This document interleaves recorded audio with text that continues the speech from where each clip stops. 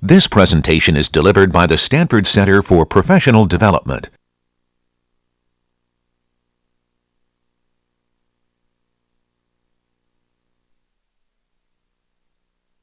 So this is the last thing we had talked about at the end of the merge sort, right, was comparing a quadratic, an n squared sort of the selection sort variety here, to the linearithmic, which is the n log n time that merge sort runs in, right, showing you that really way outperforming even on small values and getting to large values, right, that gap just getting enormous in terms of what you can accomplish with an n log n algorithm, really vastly superior to what you're going to get out of an n squared algorithm. And I said, okay, well, n log n, I told you without proof, you're going to take it on faith that I wouldn't lie to you.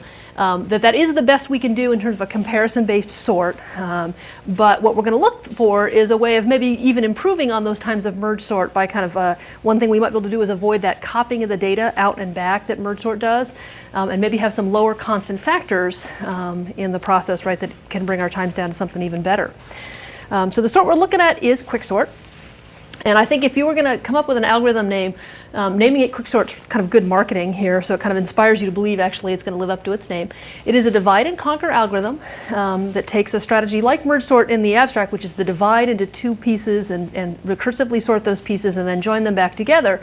But whereas merge sort does an easy split hard join, this one flips it on its head and says, well, what if we did some work on the front step in the splitting process, and then that may give us less to do on the joining step.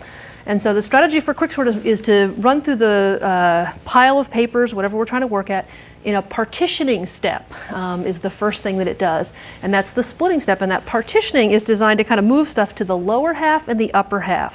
So having some idea of what the middlemost value would be, and then actually just walking through the pile of papers and kind of, distributing to the left and right portions based on their comparison to this middlemost element.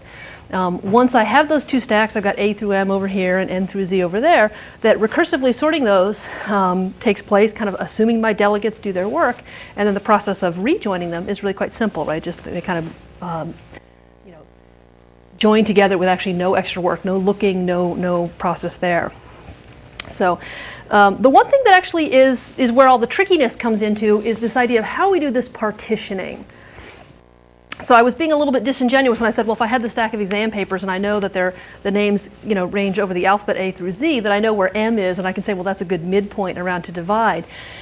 Given that, right, we want to make this work for kind of any sort of data, we're not going to a priori know what's the middlemost value. If we have a bunch of numbers, are they test scores? In which case maybe 50 is a good place to move. Are they instead, population counts of states? In which case, right, millions, right, would be a better number, right, to pick to kind of divide them up. So we have to come up with a strategy that's going to work, no matter what the input, that's somehow going to pick something that's kind of reasonable for how we're going to do these divisions. There's this idea of like picking what we call that pivot, right? So given this, region, to this set of things to sort, how do I know what's a reasonable pivot? We're looking for something that's close to the median is actually ideal. So if we could, walk through them and compute the median, that would be the best we could do. We're going to try to get around not doing that much work about it, though. We're going to actually try to kind of make an approximation, and we're going to make a really kind of very simplistic choice about what my approximation would be. We're going to come back and revisit this a little bit later. But as I'm going to say, well, I just took the first paper off the stack. If they're in random order, right, and I look at the first one, I say, okay, it's somebody king. Okay, well, everybody less than king goes over here, everybody greater than king goes over there. Now, king may not be perfectly in the middle, and we're going to come back to see what that will do to the analysis. But at least we know it's in the range of the values we're looking at, right? And so it at least did that for us. And it means no matter what our data is, we can always use that. That's a strategy that will always work. We just take the thing that we first see and use it to be the pivot and then slot them left and right. So let me go through looking at what the code actually does. And this is another of those cases where the code for partition is a little bit frightening. And the analysis we're looking at is not actually to get really worry about the exact details of the less than and the less than or equal to. I'm going to talk you through what it does, but the more important takeaway point is what's the algorithm behind quicksort? What's the strategy it's using to divide and conquer and how that's working out? So the main quicksort algorithm looks like this. We're given this vector of things we're trying to sort, and we have a start index and a stop index that identifies the sub-region of the vector that we're currently trying to sort. We're going to use this in subsequent calls to kind of identify what piece we're recursively focusing on. So as long as there's a positive difference between the start and the stop, so there's at least 2 elements to sort, then we go through the process of doing the division and sorting. So then it makes the call to partition, saying given this subregion of the array, do the partition. I'm going to come back and talk about that code in a second. And the thing returned from the partition is the index at which the pivot was placed. So after it did all the work, it moved everything less than the pivot to the left side of that, everything greater than the pivot to the right side. Then the pivot will tell us where the division is, and then we make 2 recursive calls to sort everything up to but not including pivot, to sort everything past the pivot to the end. And then those calls are operating on the array in place, so we're not copying it out and copying it back. So in fact, there actually even isn't really any join step here. We said sort the 4 things on the left, sort the 7 things on the right, and then the joining of them was, well, they're already where they need to be. So in fact, we don't have anything to do in the join at all. The tricky part is certainly in partition.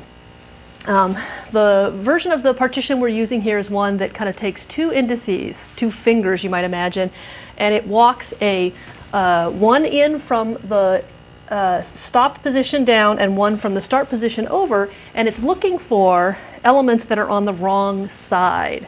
So if we start with our right hand finger on the very end of the array, that first loop in there is designed to move the right hand down, looking for something that doesn't belong on the left hand side. So we've identified 45 as the pivot value. It says find something that's not greater than 45. That's the first thing we found coming in from the right downward that doesn't belong. So let me do that first step. So it turns out it takes it just 1 iteration to find that. And it says, okay, this guy doesn't belong on the right-hand side. Now it does the same thing, but kind of the inverse of the left-hand side. Try to find something that doesn't belong on the left-hand side. So the left hand moves up. In this case, it took 2 iterations to get to that, to this 92. So now we have a perfect opportunity, right, to fix both our problems with 1 swap. Exchange what's at the current position of left hand with right hand, and now we will have made both of our problems go away, and we'll have kind of more things on the left and the right that belong there, and then we can walk inward from there, to find subsequent ones that are out of order.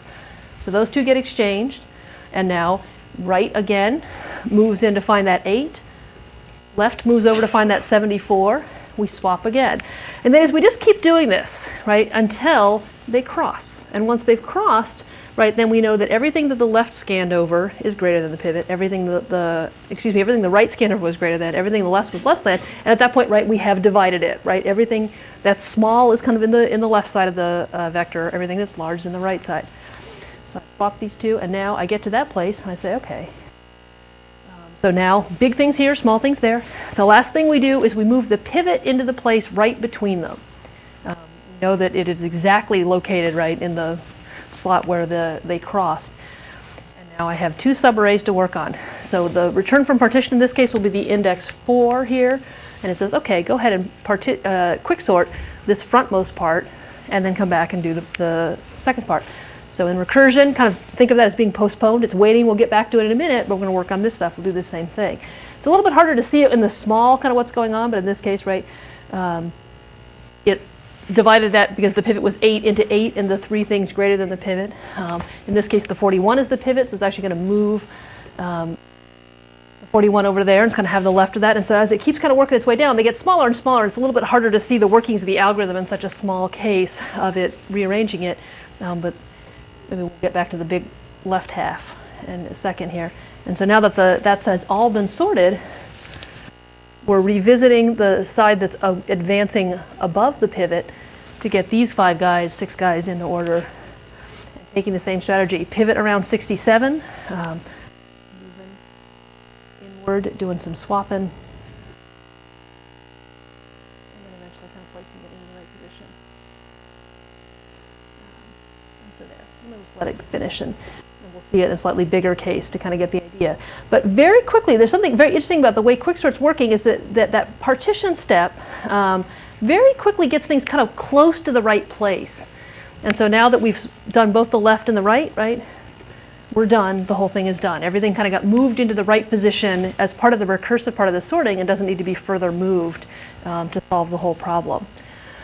That first step of the partition is doing a lot of kind of throwing things, kind of left and right, but it's actually quickly moving big things and small things that are out of place, right, closer to where they're eventually going to need to go. And that turns out to be a real advantage in terms of the running time of this sort, because it actually is doing sort of some quick movement close to where it needs to be, and then it kind of fixes it up in the recursive calls that examine the smaller subsections of the vector.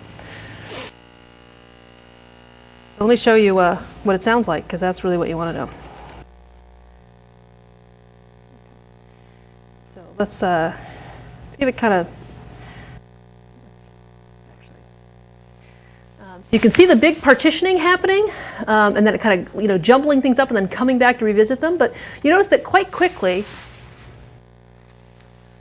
all the small elements got thrown to the left, all the large elements to the right, and then the kind of process of coming back. And so the big partition that you can see kind of working across them and then the kind of noodling down. If I turn the sound on for it, and I'll probably take it down a little bit.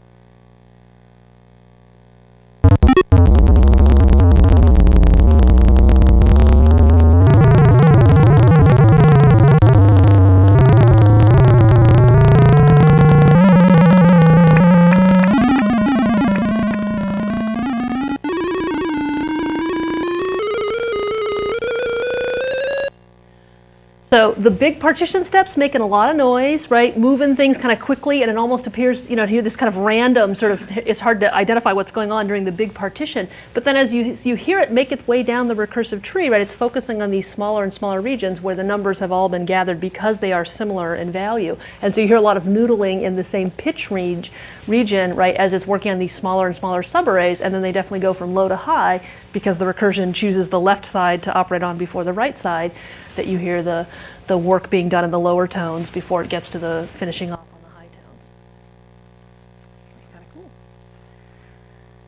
Let us come back here and talk about how to analyze this guy a little bit. So the main part of the algorithm, right, is very simple in quicksort, deceptively simple, right, because all the hard work was really done in partition. The partition step is linear, and if you can kind of just go along with me conceptually, you'll see that we're moving this left finger in, we're moving this right finger in, that we stop when they cross, and so that means every element was looked at. Either they both matched over here, they matched over here, but eventually, like, you looked at every element as you worked your way in and did some swaps along the way, and so that process is linear in the number of elements. There's 1,000 of them, kind of has to advance maybe 400 here and 600 there, but it will look at all the elements in the process of partitioning them to the lower or upper halves. Then it makes two calls, quicksort, to the left and the right portions of that.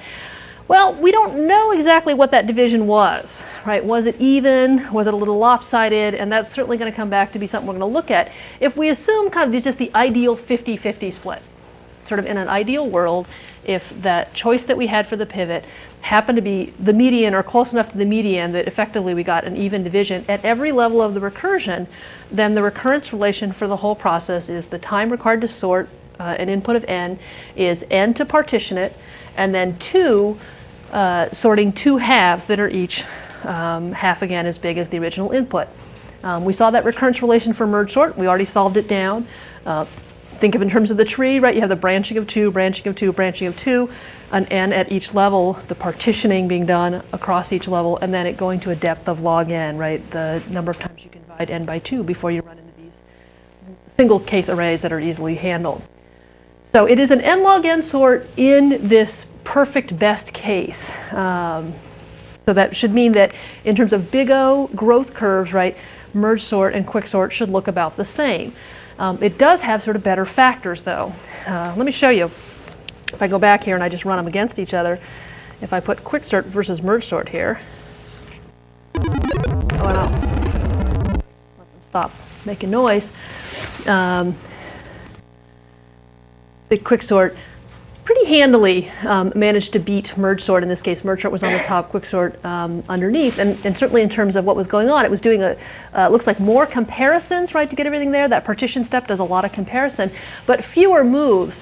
And that kind of actually does sort of make intuitive sense. You think about the fact that quicksort very quickly moves stuff to where it goes and does a little bit of noodling. Merge sort does a lot of moving things away and moving them back, and kind of like as you see it growing, you'll see a lot of large elements that get placed up in the front, but then have to be moved again, right? Because that was not their final resting place. And so merge sort does a lot of kind of movement away and back that tends to cost it overall, right? A higher constant factor of the moves than something like quicksort does, where it kind of more quickly gets to the right place and then doesn't move it again.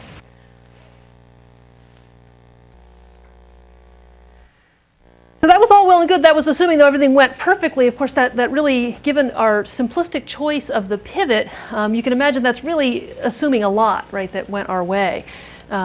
If we look at a particularly bad split, let's imagine that the number we happen to pick is pretty close to, one of the extremes. So if I were sorting papers by alphabet, and if the one on the top happened to be a C, right, well then I'm going to be dividing it pretty lopsided, right? There's just going to be the A's and the B's on one side, and then everything D to the end on the other side. If I got a split that was about 90-10, 90% went on one side, 10% on the other, you would expect, right, for it to kind of change the running time of what's going on here. So I get 1/10 of them over here in the low half and maybe 9/10 in the right half. Let's just say it every time it always takes 9/10 and moves it to the upper half. So I kept picking something that's artificially close to the front.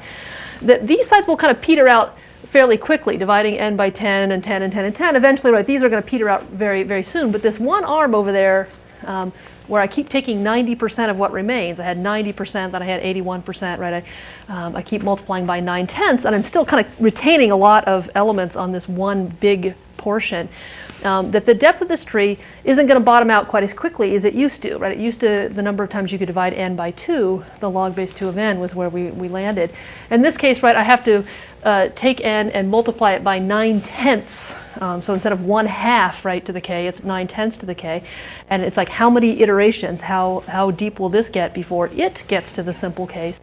And so solving for n equals 10/9 to the k, taking the log base 10/9 of both sides, then k, the number of levels, is the log base 10/9 of n. Kind of relying on a fact of mathematics here, though, is that all logarithms of the same value, so log base a of n and log base b of n, they only differ by some constant that you can compute if you just rearrange the terms around.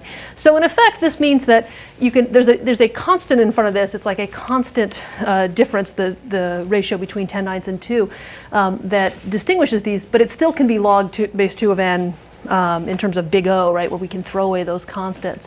So even though this will perform, obviously, in experimentally, you would expect that getting this kind of split would cause it to work more slowly than it would have in a perfect split situation. The big O trend line is still going to look n log n linear rhythmic in the form. So that was pretty good to know. So that makes you feel a little bit confident. Like, well, sometimes it might be getting an even split. Sometimes it might be getting 1/3, 2/3. Sometimes it might be getting, 9/10, 1/10. But if it was kind of in the mix, still dividing off some fraction, is still doing okay. Now let's look at the really, really, really worst case split. The really, really worst case split, right, would be that it didn't even take off a fraction. It just managed to separate one. That somehow the pivot here did a really terribly crummy job, right, of dividing it at all. That in fact all the elements were either greater than the pivot or less than the pivot, and so they all landed on one side, and the pivot was kind of by itself. So starting with an input of size n, we sectioned off one, and we had n minus 1 remaining. Well, the next time, right, we sectioned off another one. So if this happened again and again and again, we just got really bad luck all the way through. Each of these levels is only making progress through the base case at a snail's pace, right? One element is being subtracted each subsequent level, and that's going to go to a depth of n.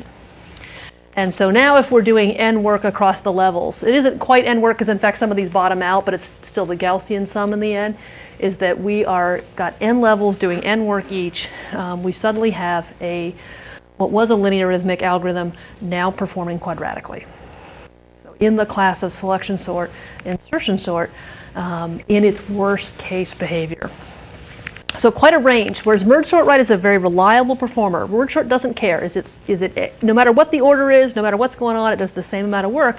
That means that there are some inputs that can cause quicksort to vary between being linear rhythmic and being quadratic. And there's a huge difference, as we saw in one of our earlier charts, between how those things will run for large values.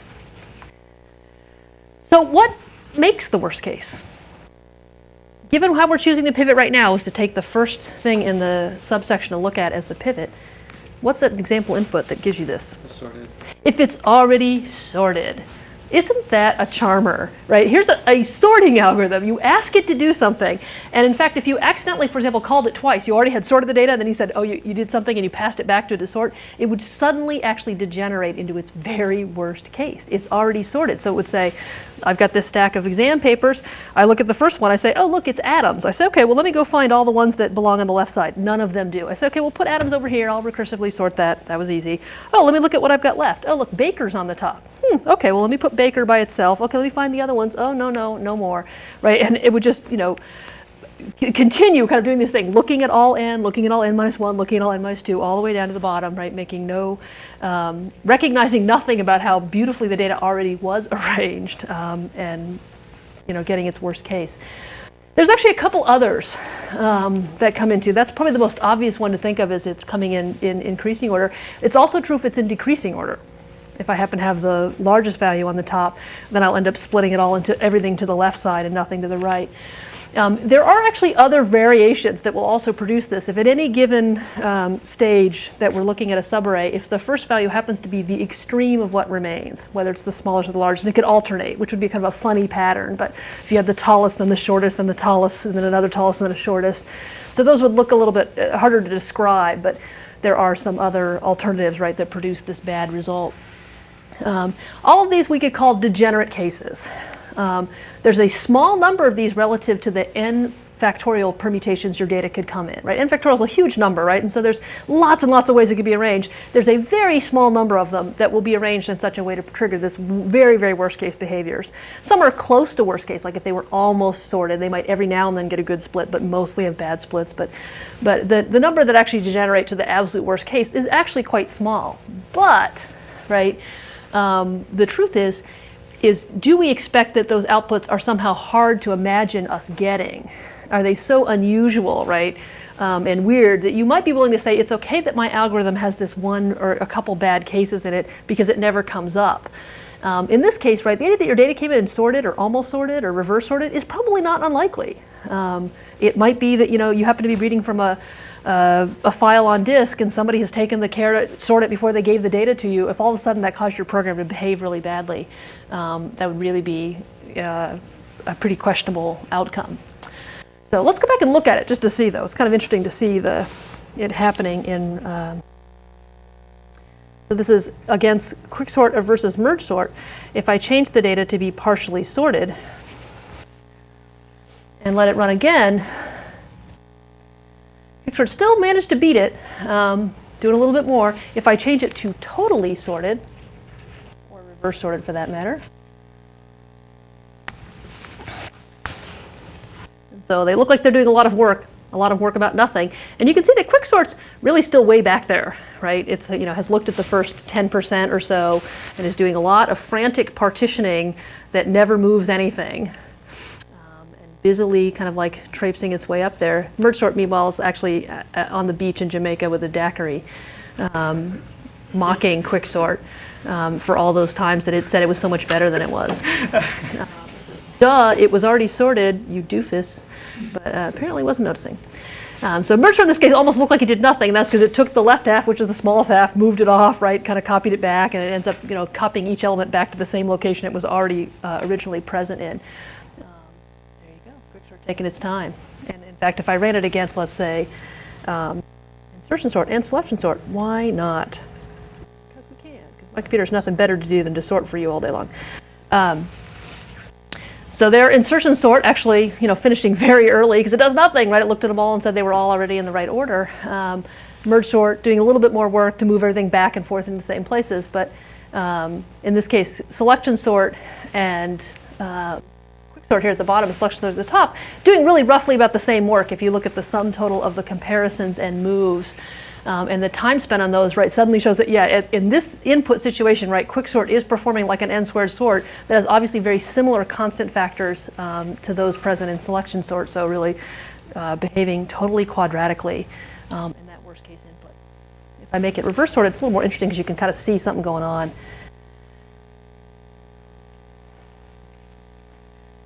Doing their thing. Insertion sort now hitting its worst case, so it actually coming in dead last because it did so much extra moving, but still showing the kind of quadratic terms, right, that selection sort and quicksort are both having, but higher constant factors there, so taking almost twice as long, because it's actually doing a little bit extra work because of that inverted situation. So let's run them on something big, just because, and we'll put it back into random, and I can let it run at full speed and kind of watch sort of things happen.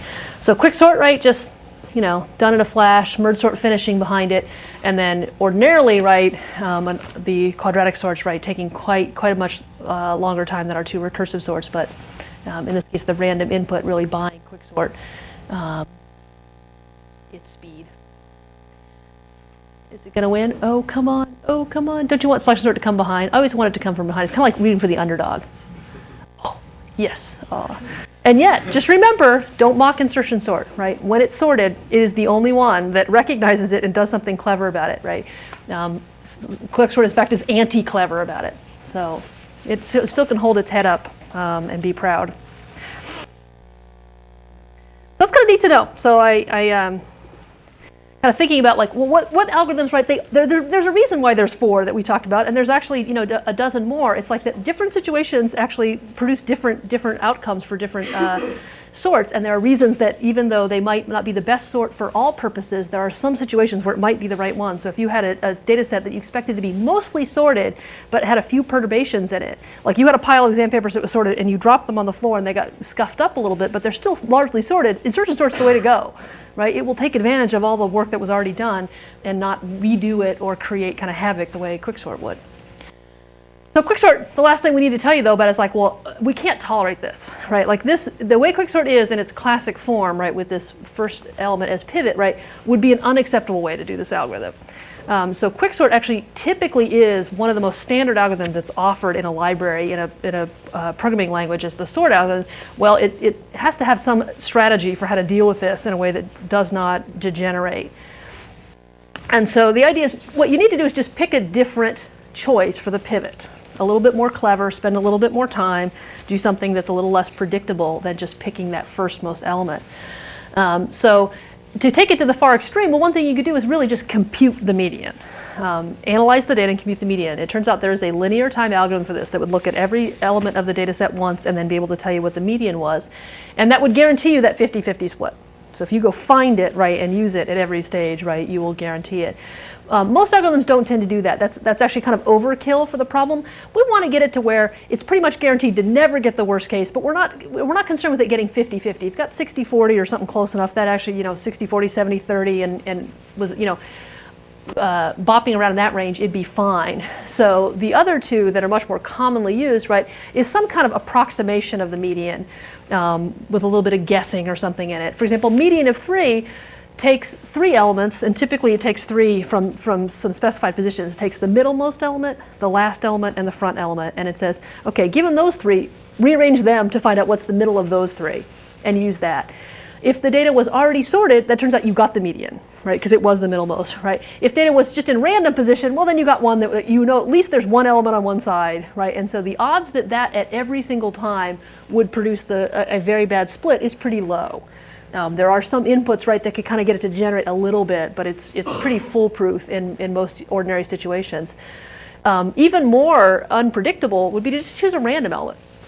So look at the start to stop index you have, pick a random one there, swap it to the front, and now use it as the pivot element.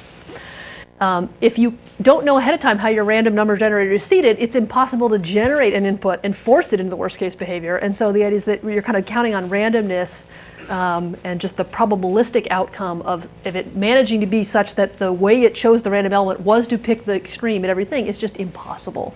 The odds are astronomically against it. And so it will, a very simple fix, right, that still leaves the possibility of the worst case in there, but in a much far removed probability sense. So just simple things, right? But then from there, the algorithm operates the same way it always has, which is to say, you know, pick the median however you want to do it, move it into that front slot, and then carry on as before in terms of the left and the right hand and moving down and swapping and recursing and all that bit. Any questions about anything about sorting algorithms, the ones we've seen? What I'm going to do is some coding, actually. This is the next thing I want to show you. Because once you know how to write sorts,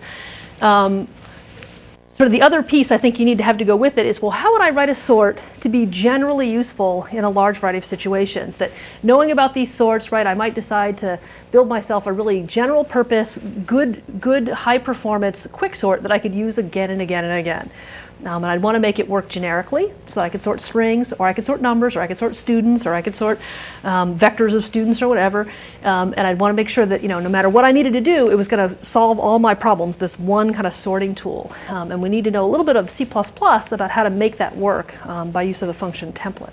So if you want to ask about sorting algorithms, now is the time. Or bubble sorting? We don't cover bubble sort, which is kind of interesting. It will come up actually in the assignment I give you next week, because I think it's a little bit of a historical artifact to know about it. But it turns out bubble sort is kind of one of those sorts that is dominated by pretty much every other sort you'll know about in every way, as there's really nothing to recommend it. Whereas I said each of these four have something about them that actually has a strength over the others. Bubble sort really doesn't. It's a little bit harder to write than insertion sort. It's a little bit slower than insertion sort.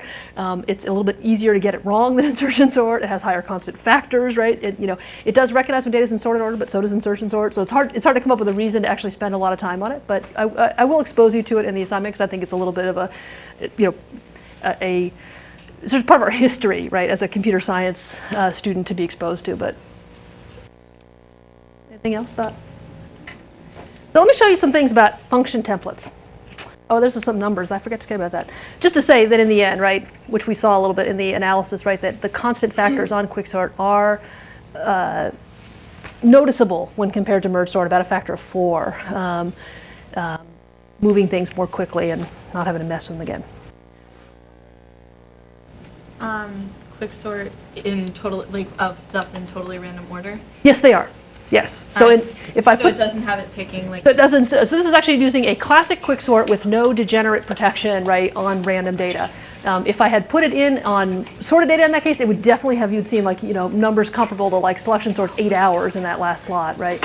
Or you could put in some degenerate protection, right, and it would probably have in the noise a small slowdown for that little extra work that's being done, but then you would be getting n log n performance reliably across, all space of inputs. Degeneracy protection, Yeah. does it start to even out time-wise with merge sort? No, or does it still do no, it doesn't. It actually it adds it's almost an imperceptible change in the time, because it depends on which form of it you use. But if you use, for example, the random or median of 3, the amount of work you're doing is about 2 more things per level in the tree, and so it turns out, yeah, that over the space of log n is just not enough to even be noticeable. If you did the full median algorithm, you could actually start to see it, because then you'd see both a linear partition step and a linear median step, and that would actually raise the constant factors where it would probably be closer in line to merge sort. Pretty much nobody writes it that way, is the truth, but you could, kind of in theory, is why we talk about it.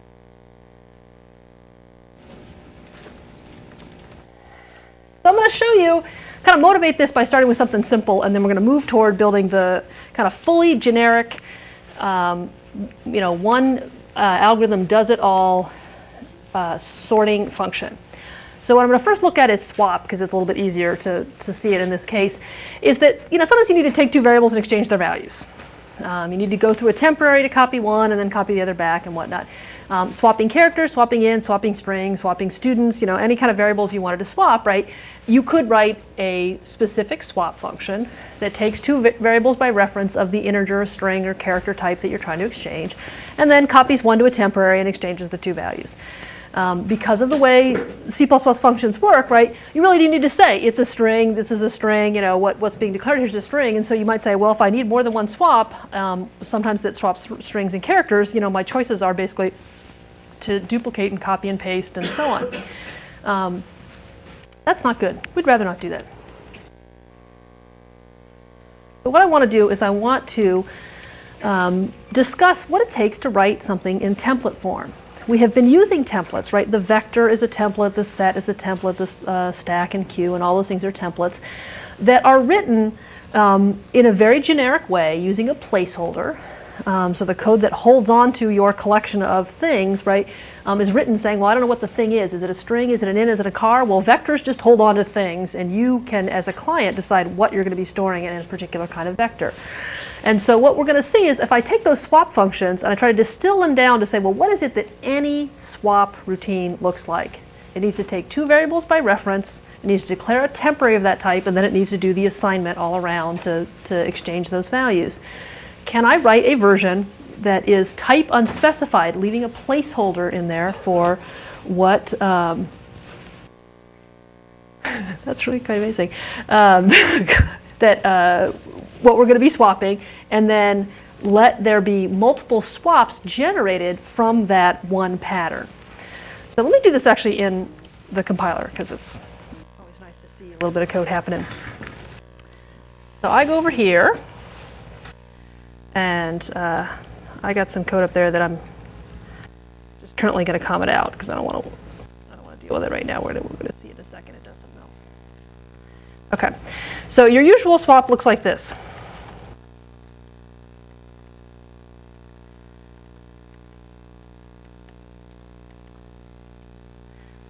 And that would only swap exactly integers. If I wanted characters, I'd change it all around. So what I'm going to change it to is a template. I'm going to add a template header at the top. And so the template header starts with the keyword template, and then in angle brackets it says, what kind of placeholders does this template depend on? It depends on one type name, and then I've chosen the name capital T type for it. It can be, that's a choice that I'm getting to make. And it says, in the body of the function that's coming up, where I would have ordinarily fully committed on the type, I'm going to use this placeholder, capital T type, instead.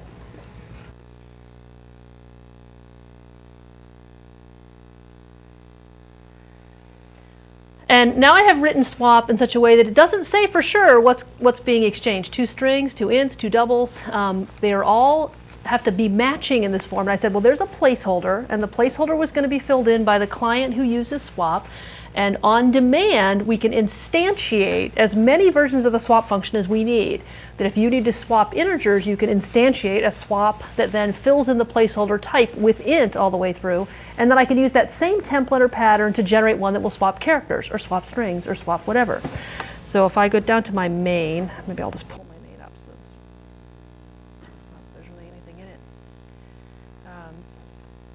And I will show you how I can do this. I can say int 1 equals 54, 2 equals 32, and I say swap 1, 2. So the usage of a function template is a little bit different than it was for class templates. That in class templates, right, we always did this thing where I said the name of the template, and then in angle brackets I said, and in particular I want the swap function that operates where the template parameter has been filled in with int. That in the case of functions, it turns out it's a little bit easier for the compiler to know what you intended. That on the basis of what my arguments are to this, is I called swap passing 2 integers, it knows that there's only one possibility for what version of swap you were interested in. That it must be the one where type has been filled in with int, and that's the one to generate for you. So you can use that long form of saying swap angle bracket int, but typically you will not. You'll let the compiler infer it for you on the usage. So based on the arguments you passed, it will figure out how to kind of match them to what swap said it was taking. And if it can't match them, for example, if you pass 1 double and 1 int, you'll get compiler errors. But if I've done it correctly, then it will generate for me a swap where type's been filled in with int. And if I call it again, passing different kinds of things, so having string s equals hello and t equals world, that I can write swap s and t. And now the compiler generated for me 2 different versions of swap, right? One for integers, one's for strings on demand, and then I didn't do anything with them. I didn't print them or anything, so there's really nothing to see there, but showing it does compile and build them. That's a pretty neat idea. Kind of important because it turns out there are a lot of pieces of code that you're going to find yourself wanting to write that don't depend, in case like swap. Swap doesn't care what it's exchanging. That they're ints, that they're strings, that they're doubles, that the way you swap 2 things is the same no matter what they are, right? You copy one aside, you overwrite one, you overwrite the other. And the same thing applies to much more algorithmically interesting problems like searching, like sorting, like removing duplicates, like printing, where you want to take a vector and print all of its contents, right? That the steps you need to do to print a vector of ints looks just like the steps you need to do to print a vector of strings. And so it would be very annoying every time I needed to do that to duplicate that code, that there's a real appeal toward writing it once as a template and using it in multiple situations. So this shows there's my swap, right? It infers, right, what I meant. And then this thing basically just shows what got happened, is that when I said int a equals 4, b equals 19, swap a of b, it used that pattern to generate the swap int where the type parameter has been, that placeholder has been filled in and established that it's int for this particular version, which is distinct from the swap for characters and swap for strings and whatnot. So let me show you that version I talked about, print. And this one I'm going to go back to the compiler in just a second, is something, let's say that I wanted to print a vector. Printing a vector is like iterating all the members and using the stream insertion to print them out. And so here it is, taking some vector where the elements in it are of this type name. In this case, I've just used t as my short name here. The iterator looks the same, the bracketing looks the same. I do the endl, and I'd like to be able to print vectors of strings, vectors of ints, vectors of doubles with this one piece of code. So if I call print vector and I pass a vector of ints, all's good. Vector of doubles, all's good. Vector of strings, all is good. Here's where I can get a little bit into trouble here. I've made this struct chord that has an x and a y field. I make a vector that contains these chords. And then I try to call print vector of c. So when I do this, right, it will instantiate a version of print vector where the t has been matched up to, oh, it's chords that are in there. You've got a vector of chords. And so it says, okay, we'll go through and iterate over the size of the vector. And then this line is trying to say C out of a chord type. And structs don't automatically know how to output themselves onto a stream. And so at this point, when I try to instantiate, so the code in print vector is actually fine and works for a large number of types. All the primitive types will be fine, string and things like that are fine. But if I try to use it for a type for which it doesn't have this output behavior, right, I will get a compiler error. And it may come a little bit as a surprise because the print vector appeared to be working fine in all the other situations, and all of a sudden it seems like a new error is cropped up. But that error came from the instantiation of a particular version, in this case, that suddenly ran afoul of what the template expected of the type. The message you get, let's say, in Xcode looks like this: no match for operator less than in standard cout vector element operator with element type equals chord t. So it's kind of try to give you a little clue, but in its very cryptic C++ way, what you've done wrong. So this goes back to what the template has to be a little bit clear about from a client point of view, is to say, well, what is it that needs to be true? Will it really work for all types, or is there something special about the kind of things that actually need to be true about what's filled in with a placeholder to make the rest of the code work correctly? So if it uses stream insertion, or it compares two elements using equals equals, right?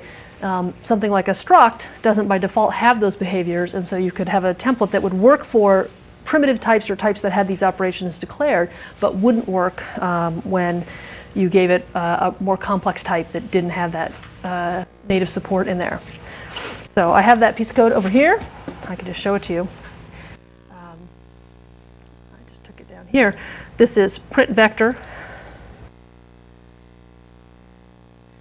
And it's a little bit of template. And if I were to have a vector declared of ints, and I say print vector v, that this compiles, there's nothing to print. It turns out it'll just print an empty line because there's nothing in there. But if I change this to be chord t, then my build is failing, right? And the error message I'm getting here is no match for trying to output that thing. And then it tells me about all the things I can output on a string. Well, it could be that you could output a bool or a short or unsigned int, but it's not one of those things, right? Chord t doesn't have a built-in behavior for outputting to a stream. So this is going to come back to be kind of a little bit important because I'm going to keep going here. Is that when we get to the sort, right? When we try to build this thing, we're definitely going to be depending on something being true about the elements, right? That's going to constrain what the type could be.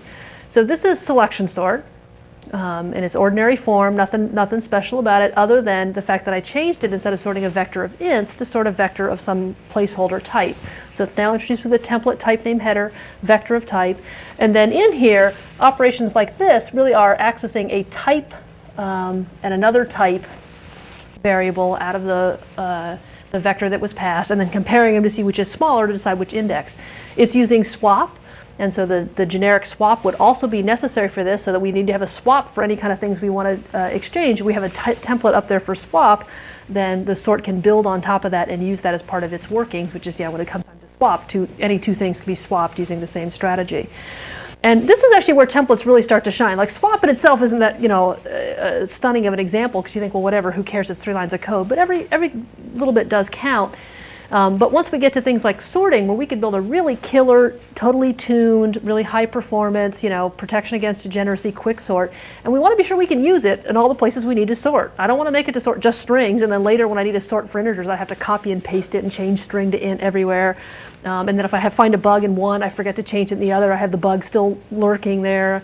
And so template functions are generally used for all kinds of algorithmically interesting things, sorting and searching and removing duplicates and permuting and finding the mode and shuffling and all these things that, like, okay, well, just no matter what the type of thing you're working on, the algorithm for how you do it looks the same, whether it's ints or strings or whatever. So we got this guy. And as is, right, we could push vectors of ints in there, vectors of strings in there, and the right thing would work for those without any changes to it. But it does have a lurking constraint on what must be true about the kind of elements that we're trying to sort here. Not every type will work. If I go back to my chord example, right, this xy, if I have a vector of chord and I pass it to sort, and if I go back and look at the code, you think about instantiating this with vector is all chord in here, all the way through here. This part's fine, this part's fine, this part's fine. But suddenly I get to this line, and that's going to be taking two coordinate structures and saying, is this coordinate structure less than another? And that code's not going to compile. Yeah. But back when we were doing sets, we were able to explicitly say how to compare. Yeah. So you're right where I'm going to be, but I'm probably not going to finish today. I'm going to have to finish on Wednesdays. We're going to do exactly what set did. And what did set do? That's right, use a comparison function. So you have to have some coordination here where you say, well, instead of trying to use the operator less than on these things, how about the client tell me, as part of calling sort, why don't you give me the information in the form of a function that says, call me back and tell me, are these things less than, so I know how to order them. So that's exactly what we need to do, but I can't really show you the code right now, but I'll just kind of like flash it up there, and we will talk about it on Wednesday, what changes make that happen. We will pick up with chapter 8, actually after the midterm, in terms of reading.